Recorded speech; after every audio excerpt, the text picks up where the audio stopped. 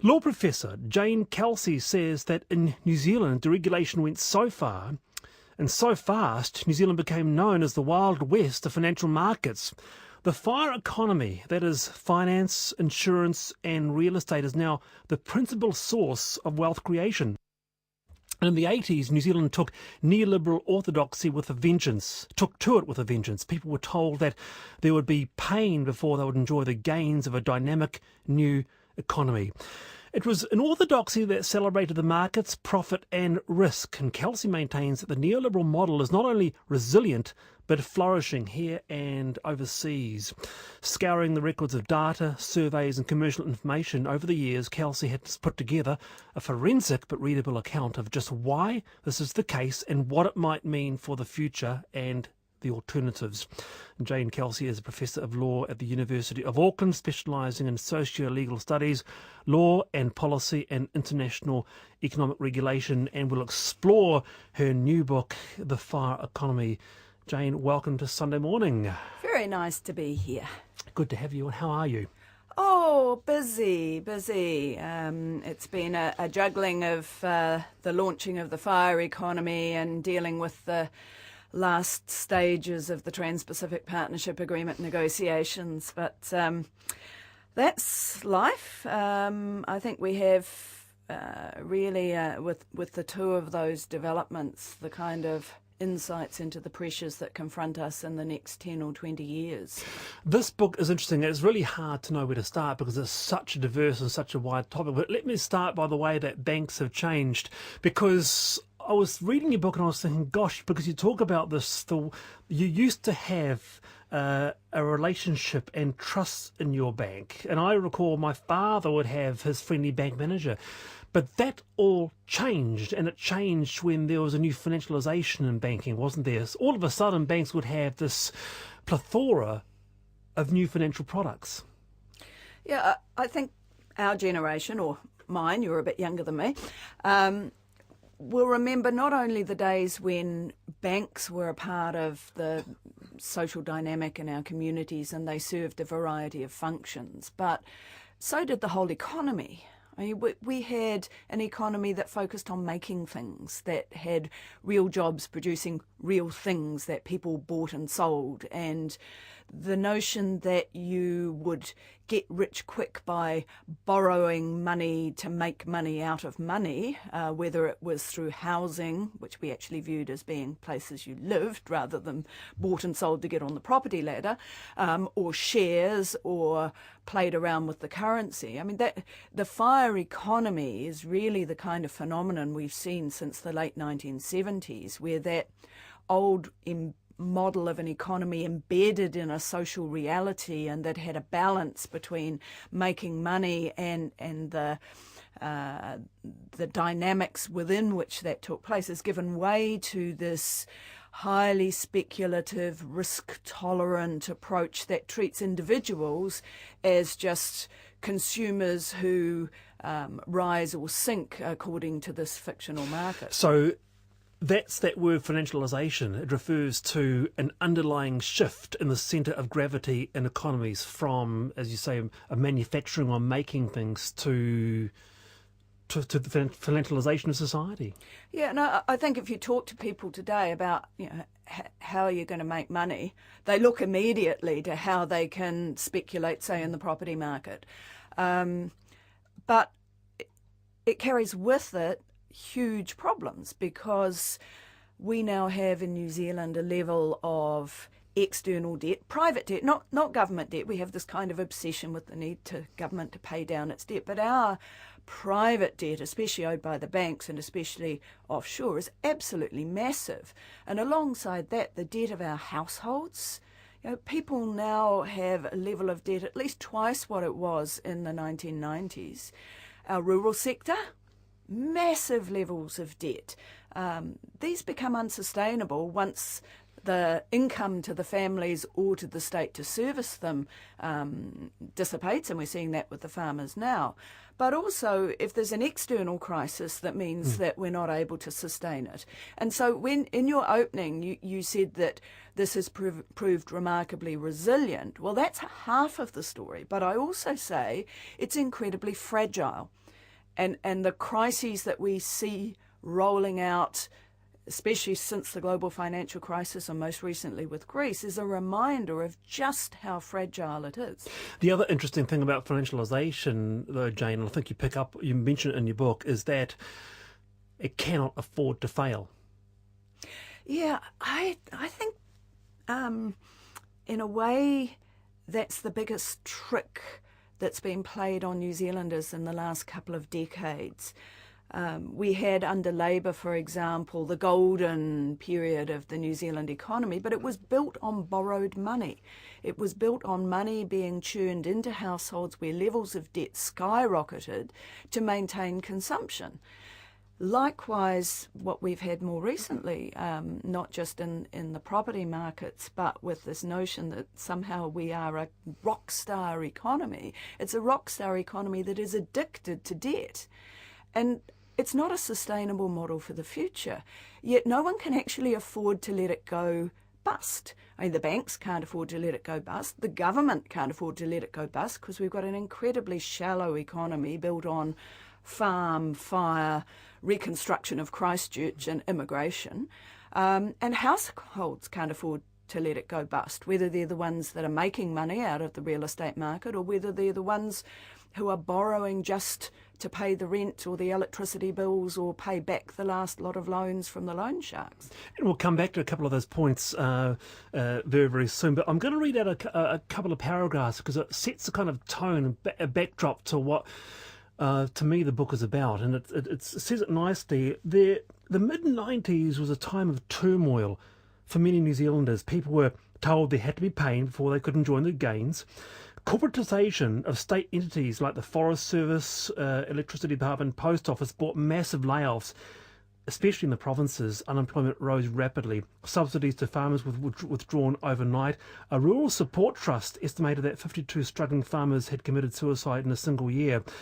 But the inexorable rise of the stock market, seemingly, and the glamour surrounding new wealth made people want to be a part of it. Charismatic entrepreneurs found it easy to peddle a dazzling array of investments in debt-funded property developments and other unregulated schemes. The skyrocketing share prices of Elders Finance, Euronational, Judge Corp, Renew Corp, Chase Corp were celebrated on the nightly news until each of them collapsed. This is quite recent history, isn't it? But quite dramatic history, and it's a huge societal shift. Well, it's recent for us. For my students, they weren't born then. And I think this is a part of the challenge when I was writing the book, because it brewed over a period of 5 or 6 years as I tried to make sense of what had happened with the financial crisis and afterwards. And my concern was not so much with what happened back then, but what were the foundations that have been built from then onwards over the 20, 30-year period that will and were designed to embed what we have now to make moving into a different paradigm much more difficult. And I start teaching tomorrow my new course with policy with my students, and we're going to be very much discussing this in a way that's relevant for them. What does this mean for their future? What are the challenges of moving into a post-neoliberal era with an economy that's not built on rampant inequalities and debt and so on? And I think whilst the extract that you read is really important because it's where the foundations were laid, this is very much a book about the future. And not only what are the barriers to moving forward differently, but what do we need to do to have a more healthy society as part of a more healthy global environment? Neoliberalism as a philosophy. So as a synthesis of policies, institutions, politics, this is a global dominant regime, highly integrated and embedded into every sphere of thinking. So is it akin to a natural law?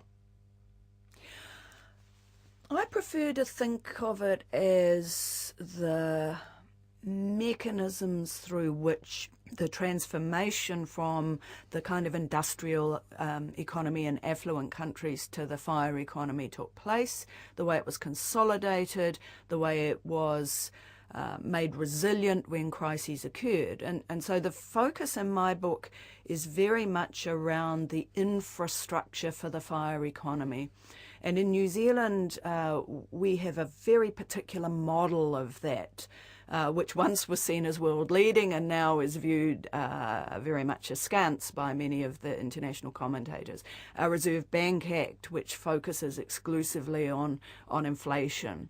Our Fiscal Responsibility Act, that is designed to lock governments into low levels of public debt, not looking at what private debt involves.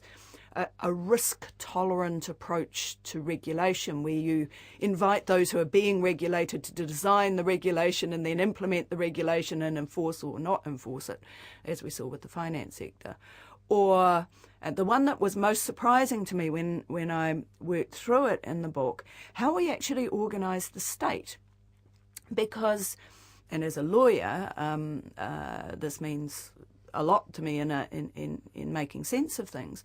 Our state runs on contracts, and contracts circumscribe what the state is expected or indeed allowed to do. It gives much more direct control by the purchasers who are the ministers or the heads of department over what entities can do.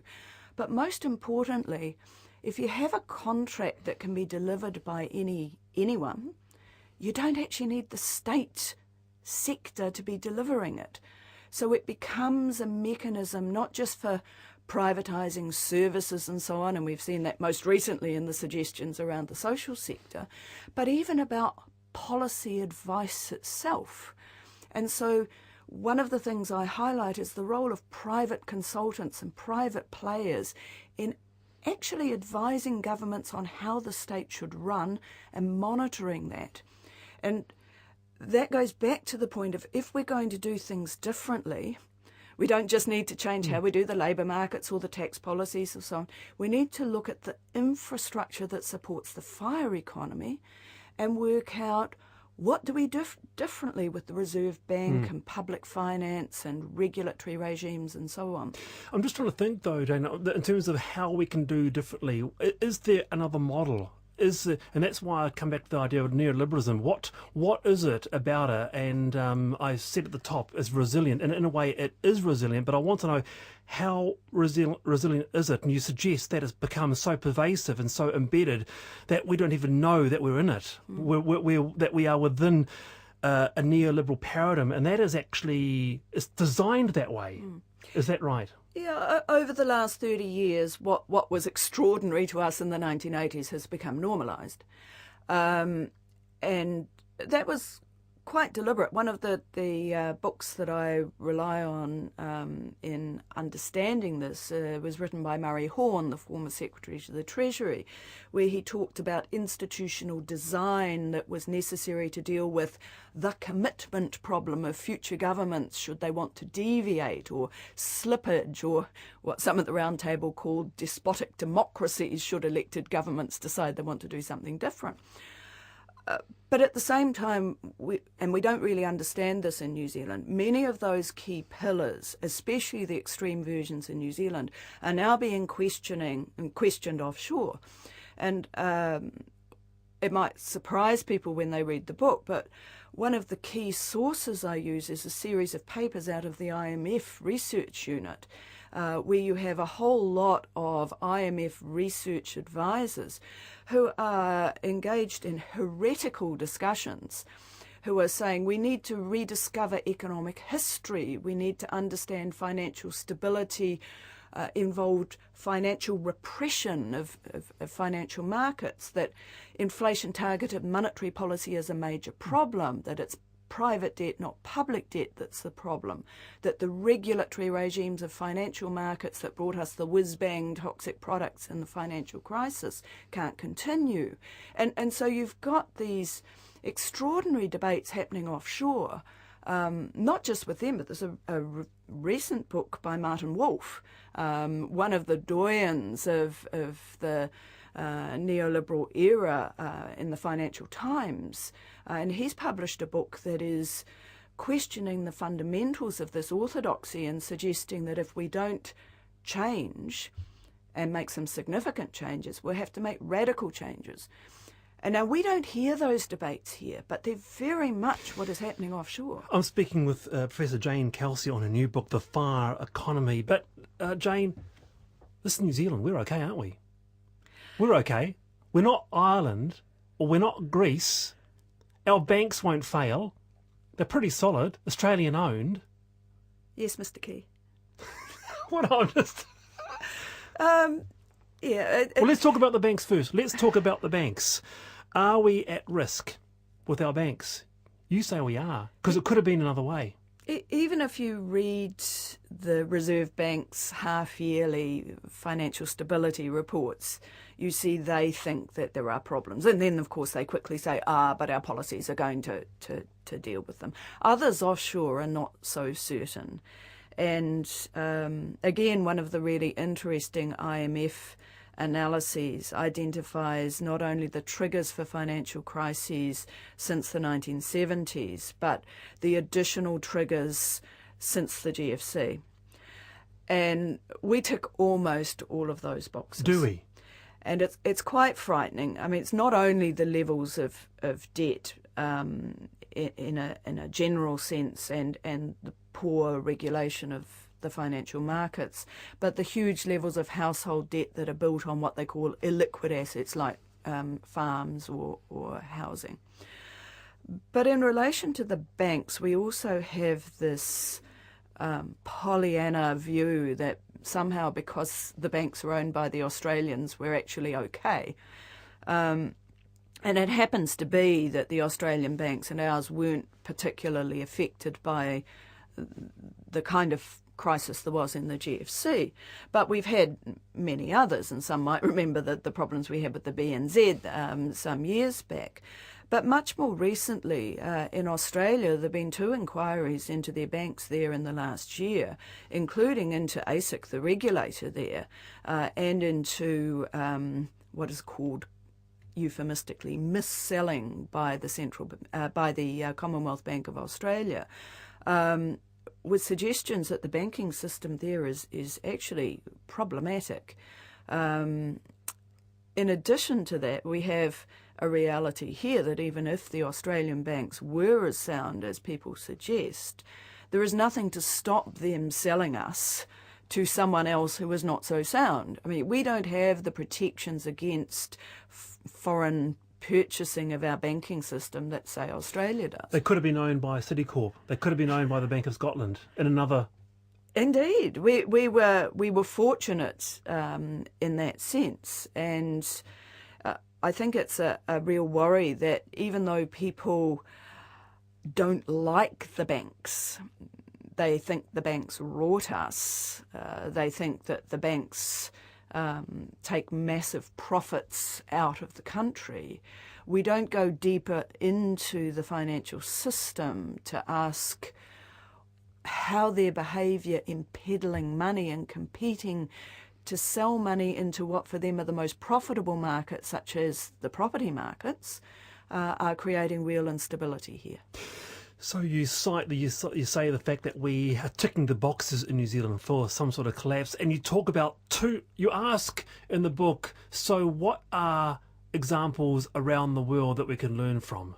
And you cite 2 examples, Ireland and Iceland, both very pertinent to New Zealand. The Celtic Tide was hailed as a neoliberal success story, and here too the property market was... Gosh, it was extremely overheated, wasn't it? 2001 to 2007, property prices soared by an annual growth rate of 11%. But the bubble burst, and it burst big time. There was no soft landing there. When I look in the book at both Ireland and Iceland, they're chosen because they are small economies that are quite similar to us. And both of them had domestically generated crises. They were intensified by what happened with the global financial crisis. And I'm interested in them not only because both of them were built around very high levels of debt, but because the governments responded to them very differently. In Ireland, the response was a classic austerity response of the kind that people will recognise most recently with Greece. A recession-inducing response that crunched down, but which also hit the most vulnerable most severely. In a country where the social fabric had already been impacted upon by cuts to government spending, to real wages, to unionisation and so on. And so the impacts there were that the well-off did well and the vulnerable were most severely hit, and that you still have the legacy of that today. By contrast, Iceland, which was a banking collapse, not a property collapse, brought about by a lack of regulation of the banking sector and a perception that the banking sector could be the saviour for an economy that, a bit like New Zealand, had depended on a single commodity, in that case fish. We have cows. And what you had there was, again, massively growing levels of inequality that had occurred under the financialised economy, and the emergence of what is referred to as a hybrid state or a shadow elite, where the executive and the private domain, especially the finance sector, had been running the economy and running the regulatory system without the parliament actually having much power over what was happening. But when it went belly up there, you had a quite different response, partly because the crisis was so enormous, but also because it wasn't circumscribed like Ireland was as part of the European Union, or Greece is now. So they had more autonomy. And what the government did then, once they turfed out the old guard, they had a progressive government. So what did they do instead of the austerity cuts? What did Iceland do then? Well, the government, ironically, along with the IMF, which saw this as an experiment ground to do something different from its old swathing cuts, they decided that they would protect the most vulnerable. They raised the minimum wage. They capped the debt for the poor. They appointed a gender advisor to the Prime Minister. They limited the cuts to government spending in education and health to 3%. They engaged in capital controls to control the flow of speculative money out of the economy. They invested in the industrial sector and in jobs and job creation. They basically did everything that the rule book said you shouldn't do. What happened? And there was a redistribution of wealth and income, so that it was actually the rich, not the poor, who suffered the biggest cuts.